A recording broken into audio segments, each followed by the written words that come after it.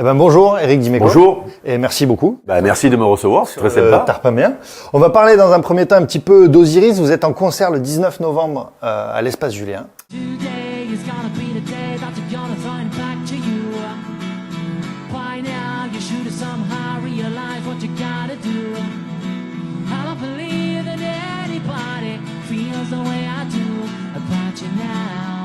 Est-ce que tu peux nous dire, Osiris, c'est quoi? Osiris, c'est un tribute du groupe Oasis, des frères Gallagher. La mode des tributes commence à arriver en France, elle est très anglo-saxonne au départ. Il y a beaucoup de tributes dans les pays anglo-saxons. Bon, nous on a monté ce groupe-là parce que Axel, notre chanteur, qui est beaucoup plus jeune que moi, qui a 34 ans maintenant, avait une vraie culture Oasis. Et lui surtout, il a tout ce qu'il faut pour être le chanteur d'un tribute Oasis. Voilà pourquoi on s'est engagé sur cette voie-là. Ouais.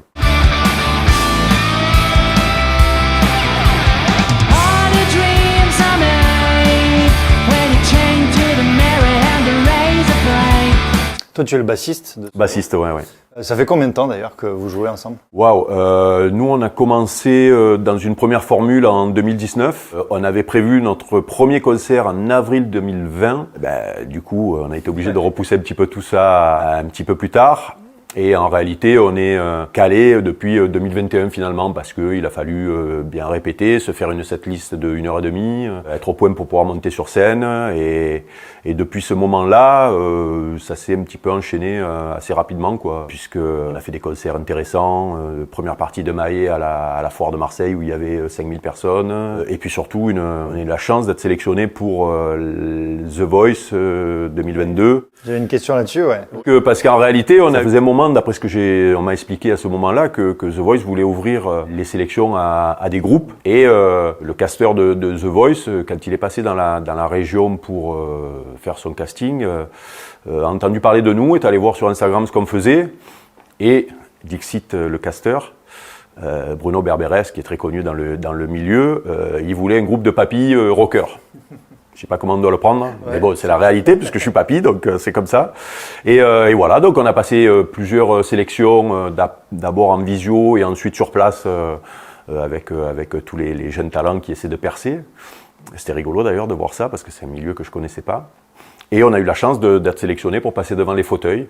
Voilà, bon, c'était notre seuil de compétence, parce que nous c'est tellement particulier ce qu'on fait qu'on savait très bien que ça passerait pas. Mais déjà arriver devant les fauteuils, c'était un petit peu un challenge et ça a été une super expérience et ça a boosté un petit peu la visibilité du groupe, bien sûr. On va dire quelques mots sur l'OM. Là, il y a une trêve puisqu'il y a la Coupe du Monde qui va commencer la semaine prochaine. Donc il y a une première partie de saison qui est pas une première moitié de saison. Ouais, mais on peut déjà faire un bilan. Mais on peut déjà faire un bilan. Il y a eu 21 matchs en réalité, 15 matchs de championnat, 6 matchs de Ligue des Champions. On peut faire un vrai bilan. Et toi, alors est-ce que tu penses que ce bilan est positif? Je fais partie des supporters enthousiastes par rapport à ce qui s'est passé depuis le début de la saison. Parce que j'essaie juste de me souvenir d'où on vient. Saison dernière avec Sampaoli, deuxième du classement, et une trêve estivale avec Sampaoli qui s'en va parce qu'il n'a pas le recrutement qu'il veut. Là, on se dit c'est la catastrophe. Si Sampaoli s'en va, ça veut dire qu'on n'aura pas de joueurs. Quel entraîneur on va avoir? On va arriver Tudor. On le connaissait comme joueur, comme entraîneur. Je sais pas s'il y a des supporters de l'OM qui ont vu 3 matchs de Vérone. Et moi, j'étais pas fan du jeu de Sampaoli avec cette position stérile. On a passé combien de matchs au stade Vélodrome? D'ailleurs, on en a perdu pas mal et de matchs où on s'ennuyait parce qu'il se passait rien. On disait que c'était un peu du hand. Voilà, exactement. On respecte le résultat. Quand tu finis second, merci. J'aime bien ce qu'il veut faire. Et à l'arrivée, avec des matchs tous les 3 jours, avec un effectif finalement moins qualitatif comme pouvait le penser en début de saison, c'est-à-dire il n'y a pas beaucoup de joueurs qui ont pu s'imposer dans ce système-là. Et surtout, il y a le contenu des matchs, quoi. À l'arrivée, quand on regarde les 21 matchs, si peut-être le match contre Francfort au match aller où on s'est vraiment fait bouger, on s'est pas fait bouger par Paris, on s'est pas fait bouger par Tottenham, je dirais même mieux, Tottenham, ils l'ont reconnu eux-mêmes, ils se sont fait bouger à l'aller et au retour, je pense qu'ils sont contents encore du raté de Kolasinac, là. Lyon, on leur a marché dessus, une mi-temps, mais ça suffit. Monaco, pareil. Lens, qui est l'équipe à la mode, sortent du stade Vélodrome avec une victoire. Je crois que même l'entraîneur de Lens a dit que c'était un beau hold-up et qu'il s'était bien fait bouger par l'OM. Et je reste persuadé qu'avec quelques petits ajustements, c'est-à-dire un Eric Bailly qui serait présent un peu plus souvent, parce que pour moi il a beaucoup manqué sur cette première partie de saison, et avec un avant-centre, je suis toujours orphelin de Milik, et un match toutes les semaines, je suis persuadé qu'on peut faire mal à beaucoup de monde et qu'on peut finir dans les objectifs. Le point noir, c'est pas avoir fait la Ligue Europa sur une minute d'action incompréhensible à la fin, quoi. Voilà. Est-ce que finalement c'est pas un peu Longoria qui s'est un peu planté sur ce mercato? Je me souviens au début on disait mais on a trop d'attaquants, qu'est-ce qu'on va en faire? Puis finalement tu disais Milik est parti à la Juve et il plante. Et puis je pense à d'autres joueurs peut-être comme Luan Pérez qui était pas un immense joueur mais qui aurait pu largement dépanner sur ce côté gauche là. C'est clair. Parce dès qu'on a un des deux latéraux qui manque, c'est compliqué. Non, mais je suis complètement d'accord avec ça et Dieu sait que le travail de Pablo Longoria est mis en avant beaucoup par les supporters, voire même par les suiveurs. Hein. Il y a pas de souci puisqu'on se souvient d'où on vient. Ouais. Pareil avec un président qui connaissait pas trop le foot, qui nous dénigrait souvent et là on a un président qui nous parle de foot, qui connaît, qui a fait des coups. Mais c'est vrai que il y a Luis Suarez, c'est une énigme pour moi parce que il fait pas la maille pour moi et j'aimerais voir un véritable avant-centre avec Alexis qui tourne autour, avec ou Payet ou Harit. Bon, on espère qu'il va vite revenir. Malheureusement, ça a l'air grave. Mais même au moins en début de saison, je me suis trompé quand j'ai vu les premiers matchs. Je me suis dit on a peut-être un effectif qui permet de doubler tous les postes à un bon niveau. Et à l'arrivée, quand on regarde ce qui s'est passé depuis 21 matchs. Dès que Bailly est pas là derrière, on tremble. Si Tavares est pas là, et Tavares, on l'a peut-être un peu vu trop beau en début de saison, il a beaucoup de lacunes. Derrière lui, quand il est pas là, il y a même Klose qui a joué côté gauche, voire Kolasinac. Le petit Klose, quand il passe à gauche, quand il est pas là, le petit Caboret, c'est peut-être un peu trop juste. Et devant, Bamba Dieng, on a voulu le vendre, on l'a pas mis sur la liste UEFA. Il revient, il peut rendre des services. Alexis, est-ce qu'il peut jouer en pointe tout seul? Est-ce que voilà. Tudor finalement, il a été critiqué sur ses choix, certains choix de composition d'équipe, voire de changement. Certaines critiques sont fondées, mais quand il se tourne sur le banc, sur le match de Tottenham, qui doit faire pencher la balance et qui regarde et qui a Luis Suarez, voilà. Moi, je trouve que ça sort pas mal. Vu le manque d'expérience qu'il a à ce niveau-là et l'effectif qu'il a à disposition, il s'en sort pas mal. Ouais, effectivement, le banc est pas si terrible qu'on pouvait le croire. Même moi, je le suis rendu au début de saison. Ouais. On a vu tes réactions lors du match contre Tottenham. Il est bon, ça sort.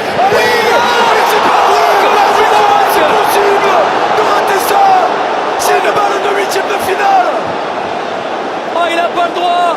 Kolasinac, comment il l'a mise à côté? Stupeur dans le Vélodrome. Tout le monde l'a envoyé au fond. Il peut la pousser vers la poitrine. Alors ça, c'est la merveilleuse idée d'RMC Sport qui nous met des caméras dessus qu'on oublie moi je commente les matchs comme un supporter finalement, comme nous devant la télé. Hein. Mais ça fait plaisir à tout le monde, c'est-à-dire qu'on s'est vraiment reconnu. Ouais, mais alors, réaction. Non, mais parce que j'ai eu la chance de commenter de la Ligue 1 et quand tu commentes de la Ligue 1, tu as devant la télé des gens qui sont soit supporters d'une équipe, soit de l'autre, soit qui sont neutres. Donc il faut que tu restes dans une certaine neutralité. Et moi je prends mon pied en Coupe d'Europe parce que tu peux te lâcher un peu plus, être un peu plus chauvin, on va dire. Oui.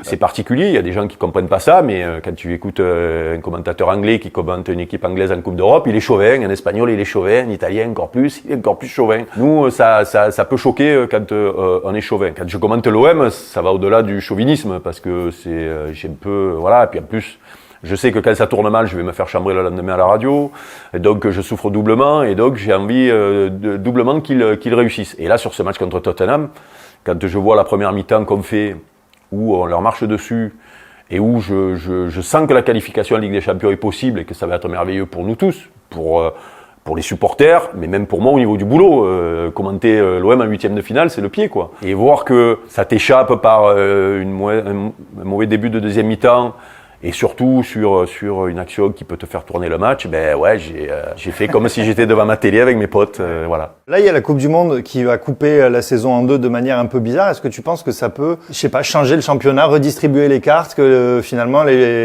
ça va être différent cette deuxième partie de saison? Il y a peut-être des internationaux qui vont se blesser. Ouais, ou certains qui vont arriver démoralisés, mais certains joueurs qui vont être champions du monde et qui vont faire la lambada pendant un mois. Je pense à un Brésilien de Paris qui, si jamais il gagne la Coupe du Monde, peut-être qu'ils le trouveront plus pendant un mois ou deux. ça nous arrangerait. Non, mais en réalité, tout le monde navigue à vue là. Mais on l'a vu même sur ces 20, je dis toujours 21 matchs parce que les internationaux qui vont aller à la Coupe du Monde, pour beaucoup, font la Ligue des Champions et on fait 21 matchs pour beaucoup, en tout cas une vingtaine de matchs depuis le début de la saison. Et des coachs ont été obligés de gérer ça. Et on se rend compte finalement que beaucoup ils sont allés à tâtons, qu'il y a eu beaucoup de blessés, qu'il y a eu beaucoup d'équipes qui ont eu du mal à faire 90 minutes de haut niveau avec les matchs tous les 3 jours, c'est-à-dire un joueur de foot et un entraîneur, en réalité, c'est des machines, c'est des Formule 1, quoi. La préparation, c'est toujours la même, où elle évolue, mais dans le bon sens, parce que c'est devenu très scientifique, on va dire. Donc les mecs, ils ont une préparation d'1 mois ou de 5 semaines avant le début du championnat, en sachant qu'après, il va y avoir des matchs tous les 3 jours, mais pas tout le temps, qu'il y aura une trêve hivernale, qu'il y aura des matchs entre septembre et décembre de Ligue des Champions. Et là, il a fallu préparer les mecs pour faire 21 matchs en 2 mois et demi, des matchs tous les 3 jours, une coupure de 1 mois et demi pour ceux qui sont pas internationaux, une reprise pendant les fêtes. On va avoir plein de surprises en réalité sur les formes des équipes, parce que moi je sais pas ce que ça peut donner, et je pense qu'il y a beaucoup de coachs qui sont dans l'inconnu et qui ont peut-être mangé leur pain blanc là et qui vont manger leur pain noir en deuxième partie de saison parce que la coupure va leur faire du mal. Certains vont retrouver des joueurs traumatisés après la Coupe du Monde parce qu'ils n'auront pas joué pendant 1 mois et demi et qu'ils auront bouffé, parce que quand tu pars pendant 1 mois et demi au vert et que tu joues pas et que tu fais les bons petits déjeuners et tout, il y a des mecs qui prennent 3 kilos pendant une compétition, mais c'est la réalité, pendant une compétition finale, un mec qui joue pas, il est pas affûté. Et je le répète, des garçons qui peuvent soit avoir gagné, soit avoir perdu en demi-finale ou en finale, qui arrivent traumatisés, on ne sait pas ce qui va se passer, et je pense que celui qui va maîtriser le mieux cet intermède-là, peut-être va aller chercher une belle place en fin de championnat parce qu'il aura mieux maîtrisé ou peut-être eu un peu de chance sur la préparation. Ouais. On a l'impression qu'un peu tout a été fait à l'envers dans cette Coupe du Monde. Elle est en plein hiver. Bon, on va pas revenir sur tous les problèmes là, liés le débat, au il est fait vaste, que c'est au Qatar. Mais toi, t'en penses quoi de ça, de ces mouvements de boycott? Il y en a qui veulent boycotter, d'autres qui disent c'est pas à nous. Alors moi, j'ai toujours des problèmes avec les indignations sélectives et surtout à retardement, tu vois. C'est s'indigner 10 ans après, c'est quand ça a été donné cette compétition. Ouais, c'était 2010, ouais, je crois. Ouais, c'est ça. Donc les mecs qui s'indignent 12 ans après, parce que bon, on le sait quand même, hein, on le sait, parce que même au début, elle devait avoir lieu l'été, si on se souvient bien, puis on s'est rendu compte qu'il faisait chaud, et que peut-être, alors d'abord, ils voulaient climatiser les stades, puis après ils ont dit non, peut-être comme elle a poussé en novembre. Donc on le sait depuis le début, cette histoire-là. Personne s'est indigné. On sait très bien qu'il y a des problèmes de construction de stades, là, depuis très très longtemps, on s'indigne aujourd'hui, il aurait fallu peut-être s'en inquiéter avant, pour les pauvres gens qui sont morts. Et puis, on veut que les joueurs de foot, donc qui sont souvent de jeunes garçons qui sont prédisposés à jouer au foot depuis l'âge de 13 ans et qui n'ont peut-être pas une conscience politique aiguisée, et on demande à ces garçons-là de faire ce que les politiques n'ont pas pu faire pendant 12 ans. Moi, ça me fascine. Hein. C'est comme les histoires des Jeux Olympiques, on demande de boycotter un pays alors que le gouvernement fait des affaires avec, quoi. Voilà, ça, j'ai toujours un problème avec ça. Après, les gens qui veulent pas regarder la Coupe du Monde parce que ça leur plaît pas, le contexte leur plaît pas, ils ont le droit. Moi, je vais pas blâmer ceux qui ont envie de le regarder parce que c'est une bouffée d'oxygène dans une vie peut-être qui est morose pour certains, et puis il y a des vrais passionnés de foot. Et arrêter de demander aux sportifs d'avoir une conscience politique que les politiques n'ont pas eu pendant 10 ans, quoi. Moi, ça me gonfle. On peut t'écouter tous les jours sur RMC. Ça fait combien d'années que tu es sur RMC? Là, cette année, on a fêté au mois d'octobre, nos 15 ans. Ah ouais. 15 ans de vie commune avec un gros rugbyman qui s'appelle Vincent Moscato, qui me fait rire, qui me fait hurler de rire depuis 15 ans. Votre duo marche bien, moi, je trouve. Oui, mais on sent que des fois vous vous engueulez par plaisir. Oui.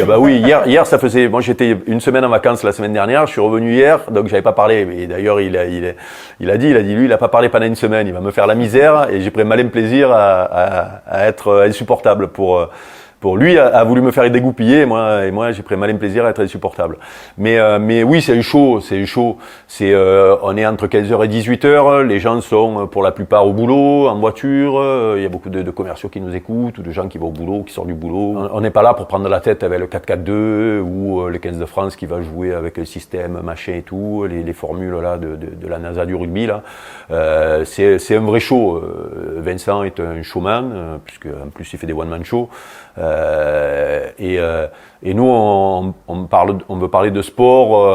L'emballage est plus important que le contenu en réalité, quoi. Voilà, la forme est plus importante que le fond, parce qu'on est là pour déconner, pour faire passer un bon moment à nos auditeurs, avec quelques fulgurances, parce que Vincent est un mec qui a un vrai bon sens paysan, comme je dis, puisque c'est quelqu'un du Tarn qui est un rugbyman à ancienne époque, quoi. Ce mec me fascine parce que quand Neymar est arrivé à Paris, d'entrée, il a dit attention, escroquerie. Et donc nous on se moquait de lui parce que Neymar, et à l'arrivée, quand on regarde aujourd'hui, voilà, il a des fulgurances comme ça parce que voilà, quand il a vécu autant de temps dans un vestiaire, en plus de rugby, qui était un vestiaire un peu particulier par rapport au foot, ben tu as une perception des hommes et du collectif, voilà. Et puis sinon, on rigole, on est devenus très potes. Et c'est vrai que le duo, quand on se souvient de cette émission au début, il y avait Vincent qui avait son émission et qui était la star de l'émission. Mais il y a beaucoup de consultants qui ont tourné pendant 6 mois. François Pesantier, notre boss de l'époque, il voulait trouver la bonne formule.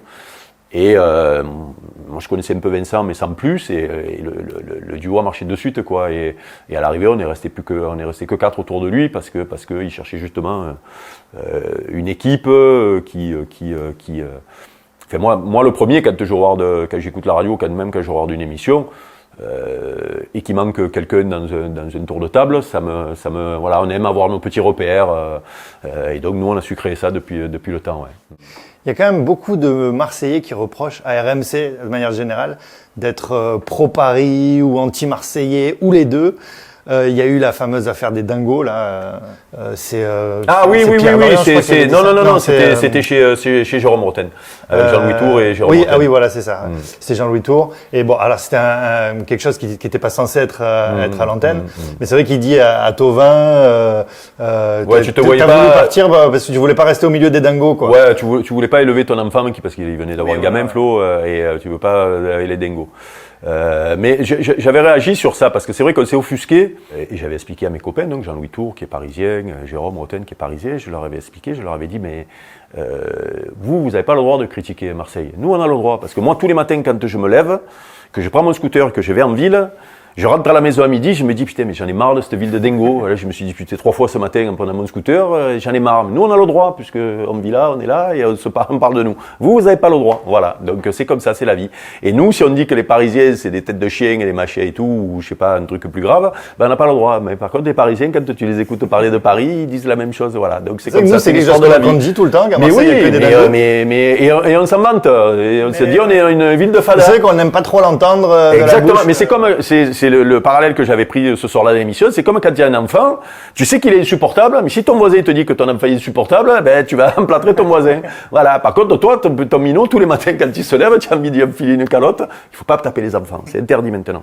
Mais c'était le parallèle que j'avais pris. C'est vrai, on ne supporte pas la critique venant de l'extérieur. Par contre, nous, quand on critique notre enfant ou quelqu'un de la famille, on a le droit. C'est comme ça. En tout cas, on continuera à t'écouter sur RMC. C'est sympa. Et on ira te voir en concert le 19 novembre à l'Espace Julien.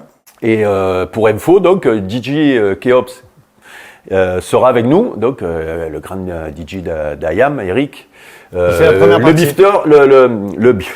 Ouais, mais ça veut dire le bifter, ça veut dire before et after. Exactement, on a inventé un mot. Le bifter, il nous fera l'avant et l'après. Donc 1 heure avant, arriver tôt, parce qu'à partir de 8 heures, il va nous mettre le feu comme il sait le mettre là, avec des musiques, de la musique qu'il connaît là des États-Unis. Et il est pointu, hein. Ouais, il est pointu, Eric, et c'est un phénomène. Donc comme on est potes depuis un long bail, c'est un grand plaisir et un honneur de l'avoir avec nous. Donc il sera au Café Julien 1 heure avant. Et 1 heure après, donc parce que dans le concert on a voulu mettre un petit peu côté convivial, c'est-à-dire que moi j'aime bien les boire un coup avec les gens, avant, après, on se concentre un peu pour le concert, mais voilà, c'est que de la musique, c'est pas la NASA, on fait pas décoller des fusées non plus. Hein. Voilà. Eh ben, merci beaucoup, en tout cas, grand plaisir, Eric, merci à vous. Merci. Et puis au plaisir de te revoir chez nous sur le Tarpamia. Quand vous voulez.